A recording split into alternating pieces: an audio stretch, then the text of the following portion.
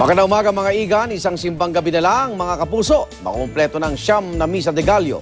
At sa Binondo Church, bukod sa simbang gabi, sinasagawa rin doon ang isang proyekto para mahandungan po ng pamasko ang mga naghihikahos na pamilya. May live report si Ma'am Gonzales. Ma'am. Igan, doon ang pagkahawang gawa ang hinihikayat sa mga nagsisimbang gabi dito sa Binondo Church sa Maynila.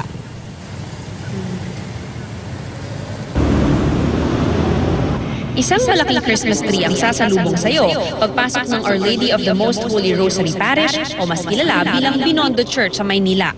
Pinailawan din ng Christmas lights ang altar. Ang Binondo Church ang minor basilica at national shrine ni San Lorenzo Ruiz.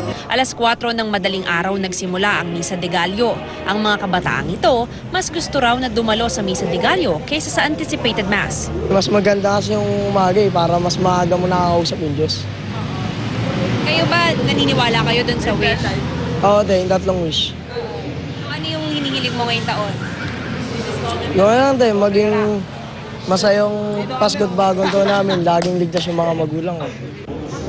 Maganda rin daw ang kita ng mga nagtitinda sa labas ng simbahan, gaya ni Carmelo na nagbebenta ng sampagita. Lalo pagkatimbang gabi. Kaya nga namin inaayos o ginagaya ka namin para paglabatan, marami siyang bumibili, lalo't mga suki namin. Proyekto naman ng simbahan ngayong Pasko, ang pamaskong handog para sa mahihirap na pamilya. Sa halagang 300 piso, pwede na mag-donate ng pang Noche Buena ang mga parishioner. Alas 4 at alas 5:30 ng madaling araw ang Misa de Gallo sa Binondo Church, habang alas 9 ng gabi naman ang anticipated mass. Igan, katatapos lamang ng Misa de Gallo dito sa Binondo Church. Pero kung gusto nyo pong magbigay pa rin doon sa kanilang pamaskong handog, pwede pa rin po kayo pumunta. Meron pong table na nakaset up dito lamang sa harapan ng simbahan. Igan? Maraming salamat, Ma'am Gonzales.